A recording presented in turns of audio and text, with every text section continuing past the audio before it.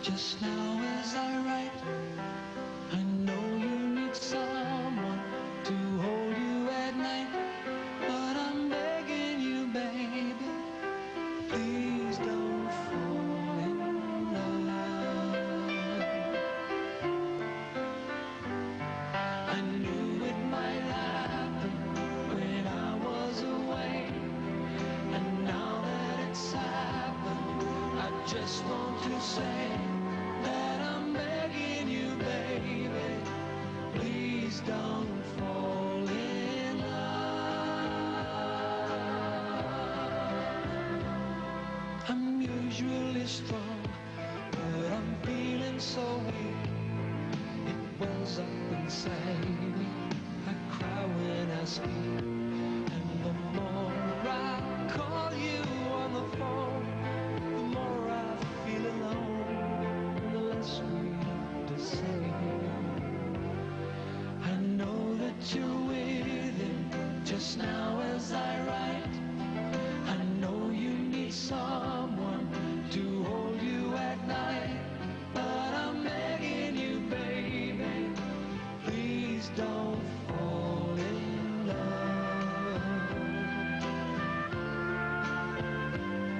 I knew it might happen when I was away, and now that it's happened, I just want to say that I'm begging you, baby, please don't fall in love. We kissed at the airport, we said we could wait. I believe it is we who determine our fate, and I'll wait, don't let it go by. I know that you're with it just now as I write. I know you need someone to hold you at night, but I'm begging you, baby, please don't fall in love. I know you don't tell me to spare me the pain. Don't want you to tell me I don't need his name, but I'm begging you, baby, please don't fall in love.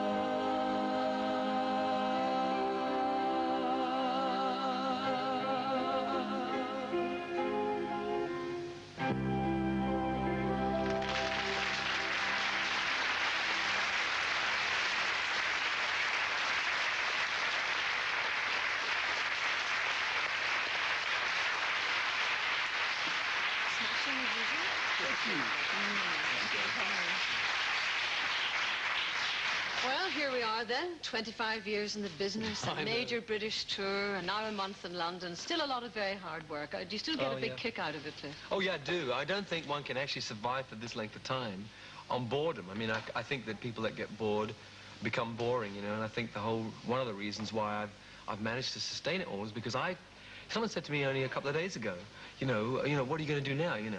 What they don't realize is that you never ever beat this industry, that just when you think you've got it taped, you know, Boy George comes along and you think, oh, crikey, here we go again. More competition, and therefore there's always that challenge, constantly there. But it is all continuous hard work, though, isn't it? Oh, yeah. I don't think you're going to let up at all, because, you know, if you're going to be seriously involved in it, you've got to compete. And the only way you can compete is by going on and on and on and doing it and thinking new things and trying to get new sounds and trying to find new ways of presenting them. Could you bend forward just a little bit, Cliff? Sorry. I don't see any grey hairs in there at all. There are a couple. There's not a touch of the old Grecian 2000 or anything there. No, I'm tempted sometimes because I've got 3 or 4 that have come through recently. But in point of fact, if only 3 or 4 come through, I mean, some people pay to have it done, don't they? That's right, to put them in, yes. They're putting too much grey in my hair these days, is the in phrase, I think. Yes, right. Let me just take you right back. I actually only discovered recently that you were born in India. So how old were you when you came to Britain? Do you know, I thought for a minute you were going to say, how old were you when you were born? I came to Britain in 1948, which made me 8. Once I'd got here, I came here in September 1948. In October, I was 8. So I was pretty young, really. And what do you remember about India? I mean, is a lot of it still quite vivid? Yeah, there are some aspects of it that are very, very vivid. I mean, I can remember the sort of summer holidays. They were always spent with both grandparents, you know. And one in particular was, we'd get on a train, and to this day I'll never know, because I wrote a book about it too, and I could never remember whether some of the things I've made up in my imagination and now they've become firm memories.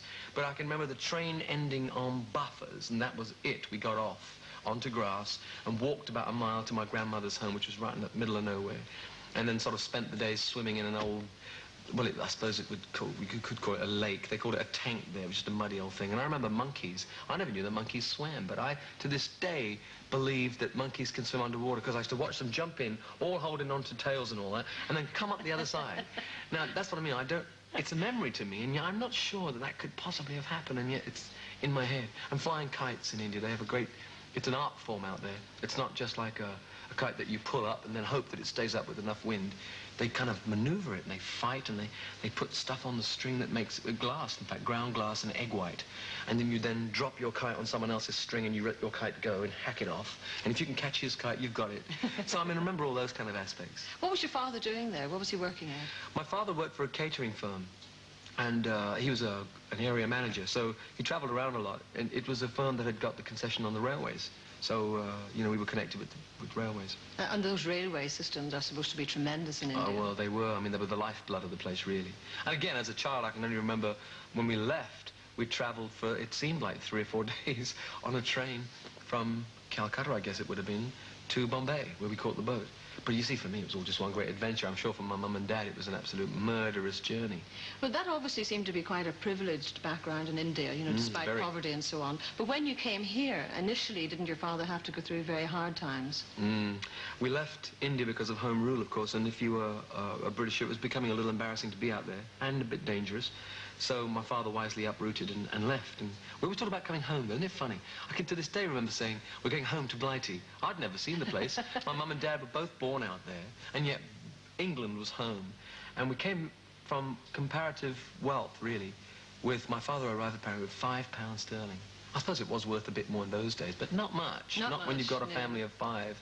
My younger sister hadn't been born then, so it was a tough time for him. Of course, just after the war, too, it was all the rationing, and there were no jobs going around. So I'm grateful, really, to have gone through that with my parents, because now when people say to me, oh, it's all right for you, I smirk to myself and say, they can't say that to me, because I've been through all of that, and therefore I can relate to the unemployment that's happening now and say, but although I've never been unemployed, I know for a fact that my father went through the most horrific time. And I remember my mother crying night after night because there was no money, no jobs, nothing. So I can relate to it all, even if I don't experience it at this moment. Your father seems to have been a very proud man, because didn't he even make use of all the packing cases and everything that you brought from India? I know. I remember the first, when we got a council house, we'd somehow jumped the queue because our situation was, and this is what, again, adds fire to the fuel for me. People always think that we are privileged, and we've always been privileged, and some of us are privileged, but we've come from incredible backgrounds, real duff backgrounds. And my father's situation was that the money was so low anyway that he couldn't afford to buy furniture, and at first he refused to go on the Never Never. He did succumb eventually, but the first furniture we had in the council house was made out of packing cases that television sets were wrapped up in, you know, and they were being thrown out. So for 5 shillings he bought a packing case, or a couple of them, and built us our first set of furniture. And as I was going to say, we jumped the queue in a way because our situation was so bad. We were living in one room, 6 of us at this time. My younger sister was born, so the room was our dining room, our toilet, everything happened in this one little room, and a neighbor saw what it was like, and said, look, I've got a friend in the council, and I ought to bring them down to look at your situation. As soon as they saw how we were living, they said, you can't live like this. Instead of waiting 10 years, I think we waited a couple of years, and we got a council house, and it was like moving into a palace. I can imagine. I mean, I can't tell you, I can remember those moments so vividly. So when you went to school here in England, were you one of the bright sparks around? Were you awfully good at your schoolwork? I was until I reached the age of 11. I remember being in the primary school. I was the number 2 in the school. I got beaten by a girl. You know, it's ridiculous. She was the best pupil in the school, and I was second best. And I got my book and my prize and everything. Then I took my 11 plus, and I failed. I couldn't believe it. All these people that were like 30 passed and went to grammar schools, which goes to show that there is a theory about exams, that some people can't take exams, and it seems I fall into that category. Whereas I was quite bright at school, the exam just absolutely crushed me. My nerves got the better of me, and I failed it miserably and went to a secondary modern school. But, you see, Gloria, I wouldn't change anything now, because I firmly believe that what you go through today kind of makes you what you are tomorrow. And I like what I am at the moment, you know. I like what I am as a person. I like what I am as a career. And so I always feel that if I ever thought back and said, oh, I'd like to have passed my 11 plus, that would have changed. There would have been a whole chain of events that would have changed, and I might never have done what I'm doing now. What is it they say? Part of the rich mosaic of life. Yeah, right. It's certainly been rich in my case. I've enjoyed every second of it, though. I can imagine you at school, though. I mean, at that time, presumably, you had great ambitions of performing. I mean, were you in front of the mirror, so practicing your image and all of that? Morning by morning. I mean, school was something to get through, really. So that you get to the evening, you know. And I used to do some dreadful things to the hair, you know. I mean, that Brill cream was plastered in it, and I don't know if any guys are watching because some of the hairstyles are coming back. But, you know, when you comb your hair with that much Brill cream on, if you look at the comb, you're ill. Because it's kind of grey. Yes, thank you. It's almost tea time, Cliff. That was very good of you to remind us of that, yes. Actually, I'm going to remind you, though, as if you need any reminder, I suppose, of that original image, because we have a little piece of film here that goes back just 1 or 2 years. Oh, really? Have a look at this, as they would say. Now for #1 world male singer, the one and only Cliff Richard. I say, come on over, baby, a whole lot of shake going on. Oh, yeah, come on over, baby, baby, you can't go wrong. We begging, we got a whole lot of shaking going on. Oh, yeah, I said, come on over, baby, we got chicken in the barn. Oh, man, now, come on over, baby, baby, you can't go wrong. We begging, we got a whole lot of shake going on.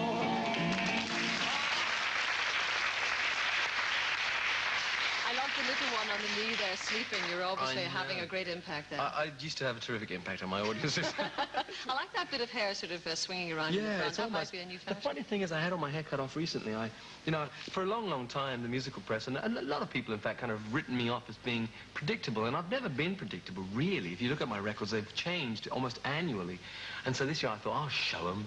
And I had all my album sleeve done, and loads of pictures taken by Lord Snow. I mean, does it bother you that presumably you can never get away from fans? I don't think that aspect of it is too bad, because in point of fact, one of the perks of this industry is that you earn enough money to get away and do anything you want, really. You know, it's no good us moaning and saying, I used to remember people saying, oh, it's lonely at the top, and, oh, you know, I can't do all the things normal people do. But you're not in this industry to do what normal people do. The whole fact, from my point of view, is that you get on stage and immediately, night after night, I mention it anyway, that we live in 3-minute fantasies, you know? And I love it. It's fantastic. But it leads to the situation where people look to you as something different, because what you do is something they can't do, but they enjoy it and relate to you vicariously, you know? Do your locals, though, allow you a bit of privacy around your own home? The locals do, actually. I mean, I live southwest of London in Surrey, and it's really great. It took a while, only a couple of years, mind you. You're talking about a couple of years where if I went to the supermarket, I did get bothered for autographs. Now, because I'm seen regularly in the village and the town, I don't get bothered. I mean, okay, it depends. You know, if you've got record, you know, We Don't Talk Anymore went to #1 of the charts, I'm suddenly surrounded by kids who want autographs. But you expect that. I mean, I can't expect anything different. But if I want total privacy, I shut the gate of my home. And I can have the privacy that I want. Or I can take a plane and fly to somewhere where they don't know me, or where there's less people. I must just quickly ask you, because we've got to finish in a second, about your tennis. What's this Pro-Am that you're going to play fairly soon? Oh, I'm so glad you asked me. I forgot all about that. When I met Sue, we talked about doing a pro-celebrity tennis thing to raise money for British tennis, you know, and plough it back into young people, maybe people who don't get a chance to show their potential. And so Sue and Joe Jury, Ann Hobbs, hopefully Virginia if she's in the country, but if not, the captain of Whiteman Cup will play. The top 4 girls, in other words. Hank Marvin, myself, Mike Reed from Radio 1, and another. We haven't got... Elton couldn't do it, he's out the country. David Essex couldn't do it, he's out the country. Davy Jones goes and starts in a pantomime on the very night, and he's terribly keen to play. So we've got a lot of people offering. So in about a week's time, we'll know definitely who will be the 4th celebrity. And it's on the 19th of December at the Brighton Conference Centre. Well, I mean, it's going to be my first time all shorts in public. You're not going to give us a quick preview of the knee, are you? No, but... there's more to be revealed, but I'll give you that much. Oh, but I don't think I'll be able to wear those socks on the court. I don't think you should either. Glitter doesn't really go down very well at Pro-Ams. Cliff, thank you very much indeed. Thank you, Gloria. Thank you.